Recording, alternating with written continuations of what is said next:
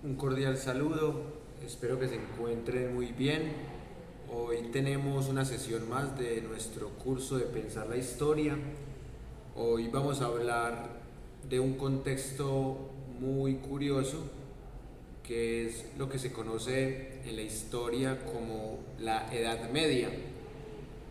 Vamos a hablar de cómo se funda el Imperio Carolingio, de cómo se sigue expandiendo el Imperio Romano Oriental o Bizantino, y también vamos a reflexionar un poco sobre las cruzadas. Hay un gran debate de si fueron 8 o 9 cruzadas. Básicamente depende de la fuente que usted consulte, también depende mucho del tema de la ideología.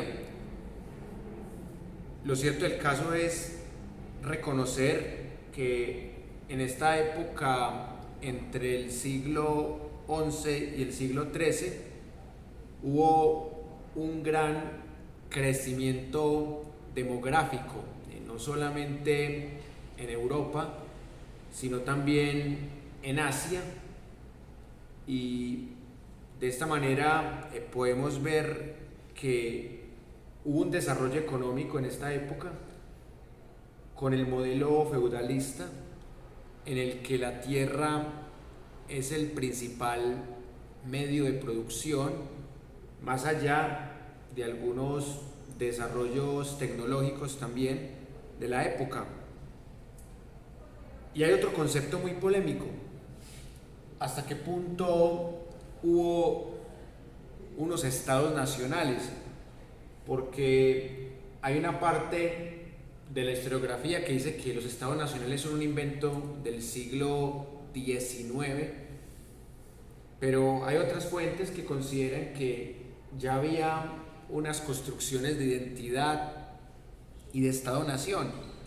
Por otro lado, también hay que analizar qué papel jugaban las monarquías de esta época en ese proceso de acceso al poder, cómo funcionaba la nobleza feudal y también cómo funcionaba el Sacro Imperio Romano Germánico, que es bastante importante para conocer esta época, sobre todo por sus pugnas con el papado, por ese tema de las investiduras, y a su vez también analizar las diferentes motivaciones que había para que alguien se fuera a la guerra.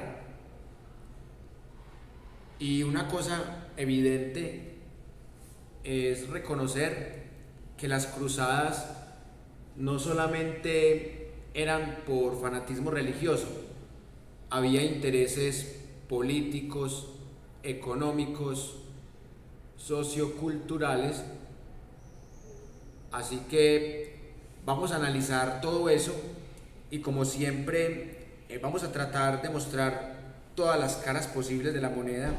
Y también hay un fenómeno que vale la pena estudiar: ese tema de la expansión del Islam, porque es muy importante para comprender estas guerras, estos hechos que estaban sucediendo, esa expansión que empezó a la par que comenzaba la alta Edad Media. Y por otro lado, el espíritu beligerante, florecido desde el dogmatismo cristiano, asociado con una cultura cortesana y con el arte gótico, que también va acompañado del proceso de construcción de las primeras universidades del mundo. Entonces es una época bastante interesante en donde podemos ver que el mundo estaba dividido en diferentes reinos, y la idea en este bloque introductorio es hablar un poco de esas listas dinásticas que estaban gobernando el mundo en la Edad Media. Por ejemplo, Si hablamos del año 987 hasta el año 1205, podemos ver que la casa de Anjou o la dinastía angevina era bastante importante en esta época, y sobre todo en unas regiones bastante influyentes, sobre todo en términos de lo que se conoce como los reyes de Jerusalén. Sabemos que las cruzadas son una disputa también por creerse los amos de Jerusalén. Los musulmanes se creían los dueños de Jerusalén, los cristianos también, los bizantinos también. Cuando hablo de los cristianos me refiero a los de Roma. Y también vamos a hablar del tema del cisma que separa a los bizantinos de los otros cristianos, y cómo los bizantinos son actores volátiles en las cruzadas, porque en unas cruzadas los bizantinos pelean con los cristianos romanos contra los musulmanes, pero también hay cruzadas en donde los bizantinos son neutrales o se van más para el lado de los musulmanes. Así que toda esa serie de tensiones vamos a estudiarlas. Y también, así como estaba la casa de Anjou o la dinastía angevina, también estaba la dinastía de la casa de Normandía en esta misma época, en donde podemos encontrar la gran cantidad de duques de Normandía y los reyes de Inglaterra. También estaba en Inglaterra la casa de Plantagenet, otra muy famosa que vale la pena analizar, lo mismo que la dinastía de los reyes de Francia, que es muy famosa en la historia y que se conoce como la casa de los Capetos. Y también en Alemania, en el Sacro Imperio Romano Germánico, estaba la dinastía sálica. Y ese concepto de lo sálico es bien interesante porque existía en la Edad Media la ley sálica, que consistía en evitar que la mujer heredara así fuera la mayor, algo que ya la habían aplicado mucho antes en Egipto a Cleopatra VII, quien tuvo que asesinar a su hermano Ptolomeo para poder ser la heredera. ¿Y qué relación hay entre la dinastía sálica y la ley sálica? Básicamente que esta dinastía fue la que inspiró la ley sálica, en tanto que se buscó la forma de que la mujer nunca pudiera heredar, así fuera la mayor de un hogar. Y también hay una dinastía muy asociada con el Sacro Imperio Romano Germánico, que es la dinastía de los Hohenstaufen. Los Hohenstaufen, que son básicamente reyes germanos. Y por otro lado, entre la dinastía de los Hohenstaufen también hay unos reyes del reino de Sicilia, los duques de Suabia, y todo eso también hay que analizarlo. Los condes de Saboya también conforman la dinastía de la casa de Saboya en un periodo un poco más posterior, porque ya es del 1032 al 1323, en una etapa en la que ya estaba la Edad Media en un proceso de transición hacia el Renacimiento italiano. La casa de Barcelona, con los condes de Barcelona, no es tan conocida, pero es interesante también estudiarla un poco, a la par que con la casa de Aragón, que esta es muy importante para comprender más adelante esa unificación entre los reinos de Castilla y Aragón, con el matrimonio de Fernando e Isabel, que fueron los autores intelectuales del proceso de conquista de América. Y también, en el caso de los reyes de Castilla, está la famosa dinastía Jimena. E igualmente, la Casa de Borgoña también tenía una variedad de reyes de Castilla.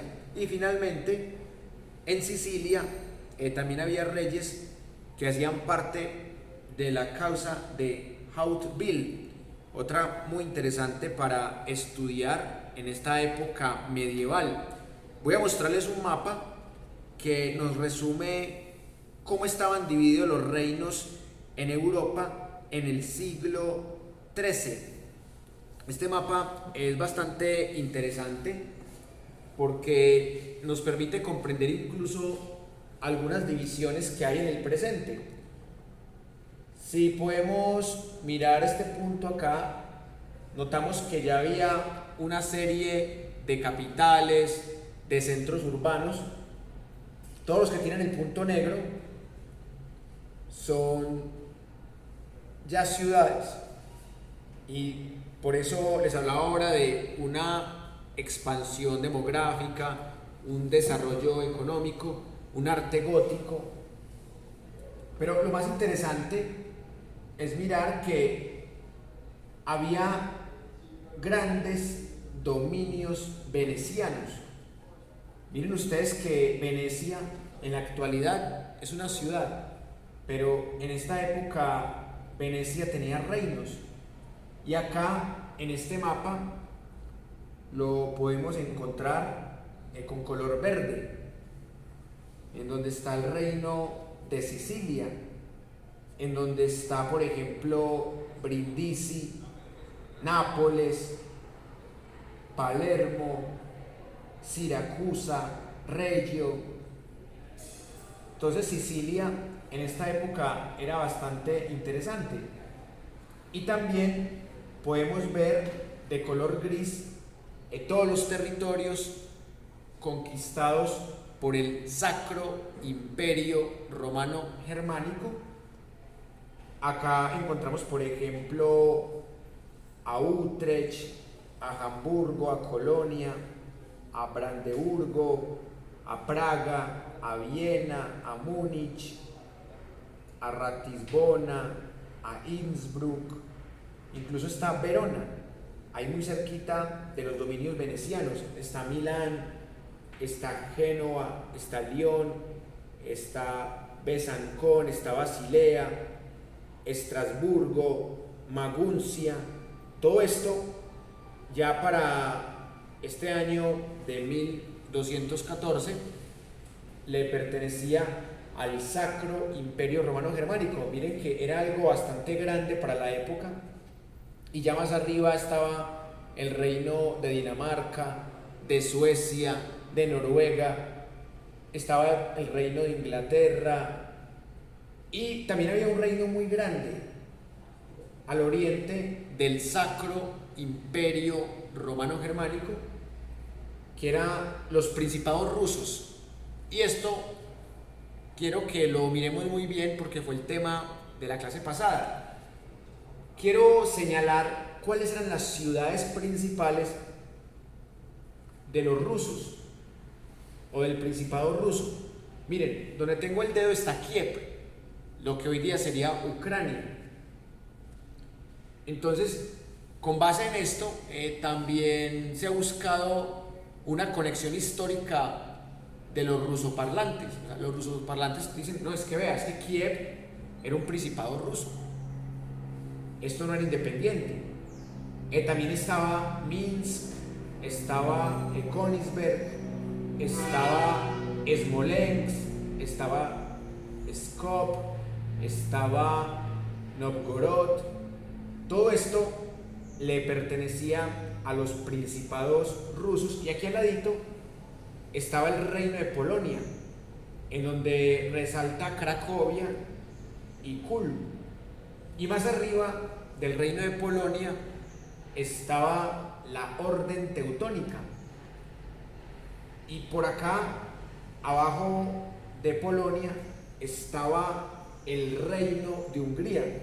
en donde había ciudades importantes como Presburgo, como Buda, como Alba, como Belgrado, como Zara. Esta Zara es con Z.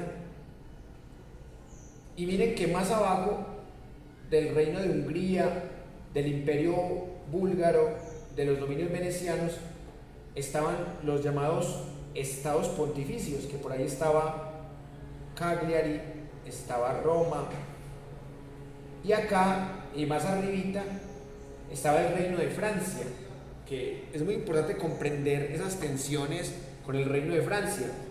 Aquí estaba, por ejemplo, Rouen, París, Reims, Nantes, Tours, Bordeaux, Toulouse. Y acá, a este lado del occidente, había unos dominios feudales de Inglaterra que estaban ubicados ahí en el reino de Francia, muy cerca. Y al ladito, el reino de Navarra. Y acá está la corona de Aragón. Y al ladito está el reino de Castilla. Y todo esto se unificó con el matrimonio de Fernando e Isabel, grandes patrocinadores de la conquista en América. Y acá, en este extremo, muy cerca del Océano Atlántico, estaba el reino de Portugal, que ya estaba totalmente separado del reino de Castilla, del reino de Aragón. Durante una época, Portugal y lo que llamamos Hispania eran prácticamente el mismo país. En esta época también se discute si el concepto de país es correcto o no, lo mismo que decíamos del concepto de nación, pero eso ya es una discusión técnica que depende de la fuente, depende de las intenciones. Y acá hay un territorio que analizamos la clase pasada, que fue el Kanato de la Horda de Oro, ahí muy cerca del Mar Negro. Pero quiero que nos centremos básicamente en unos territorios que quedan cerca del imperio de Nicea, porque acá, cerca al Mar Negro y al imperio búlgaro, está el imperio latino de Constantinopla, lo que ahora sería Estambul, Turquía. Entonces, esto es lo que se llama el imperio bizantino, el imperio latino de Constantinopla, muy cerquita de Esmirna, de Nicea, de Tesalónica, de Atenas, de Larisa, de Rodas. Y más abajo estaba el reino de Armenia y el reino de Chipre. Y por acá, yéndose más al oriente, estaban los territorios cruzados. Entonces, si comprendemos este mapa, vamos a comprender las tensiones que había entre musulmanes, bizantinos y católicos romanos, y vamos a comprender una serie de hechos bastante interesantes. Vamos a comprender cuál era la disputa que había en este momento y cómo se fue desintegrando, por ejemplo, el reino del estado anglo-escandinavo, algo muy importante para comprender el feudalismo en diferentes lugares. Un feudalismo que no solamente estaba en lo que ahora llamamos Alemania o Italia, sino que estaba regado ya por toda Europa y por gran parte del mundo conocido para el momento. Pero, ¿qué sucede en ese siglo XI? Que existe el gran cisma que separa a Roma de Constantinopla, y esto claramente incide en las guerras, en las conquistas cristianas, en el Ebro de Valencia y Toledo, por ejemplo.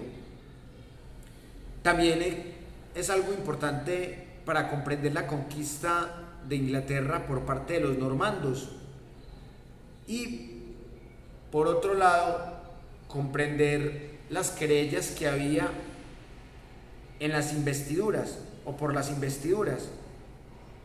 Pero ¿por qué el reino veneciano era tan grande en ese momento? No era una simple ciudad, porque Venecia obtiene claramente unos beneficios de Bizancio.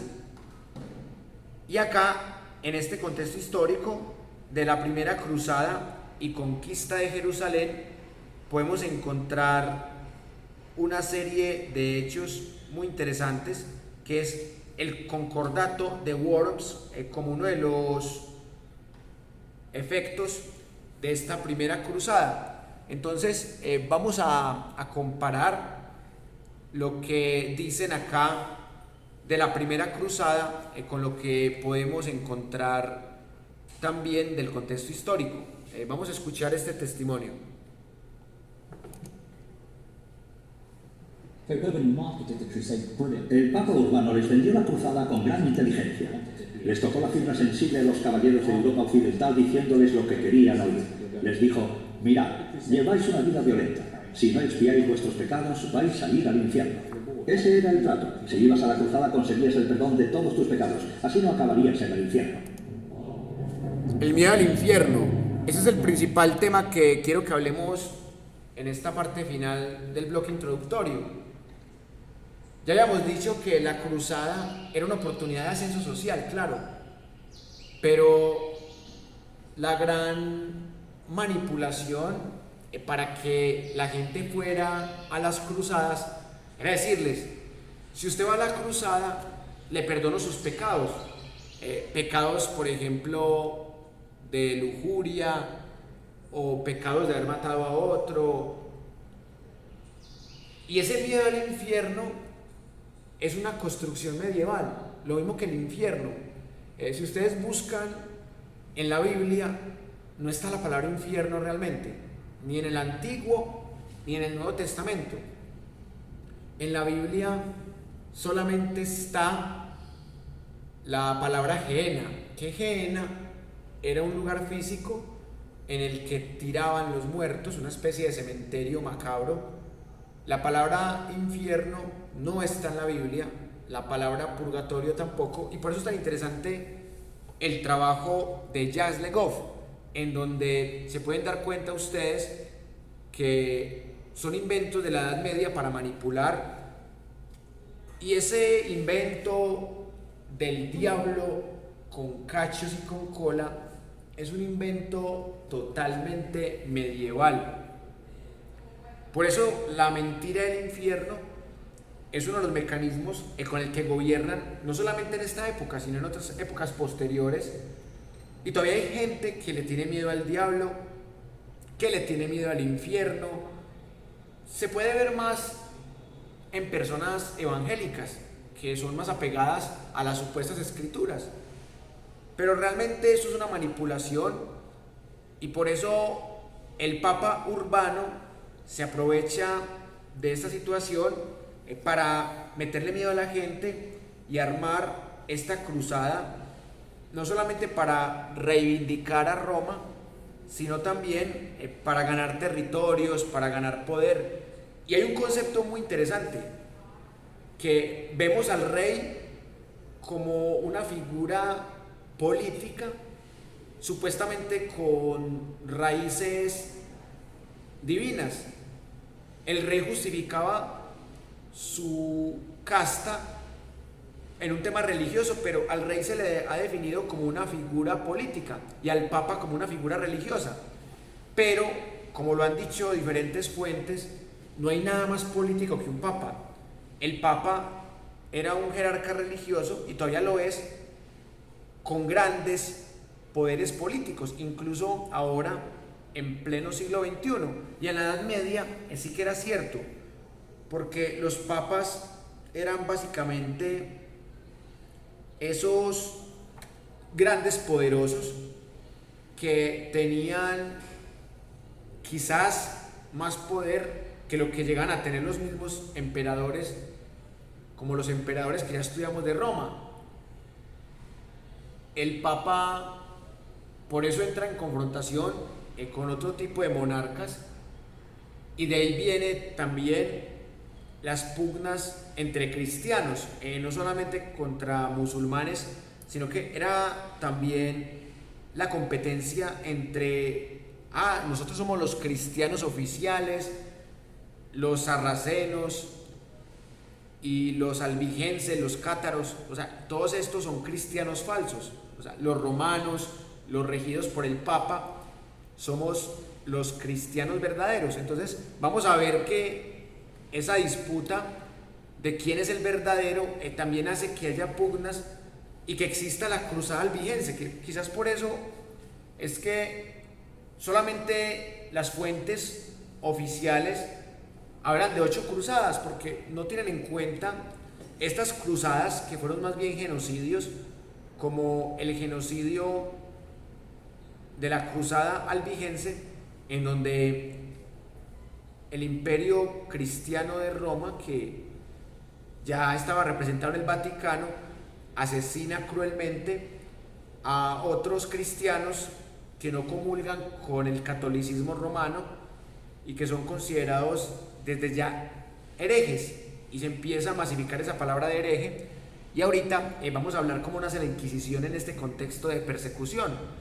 Por eso en esta época vamos a tener muchas tensiones para analizar, muchos imaginarios, porque definitivamente es una época que tiene oscuridad, pero a pesar de la oscuridad también hay algo de luz, también hay algo de literatura artúrica, también hay algo de filosofía, de escuelas de diferentes pensamientos. No todo era oscuridad en la Edad Media, y eso es una tesis que vamos a seguir sosteniendo en las otras partes de esta clase de Pensar la Historia.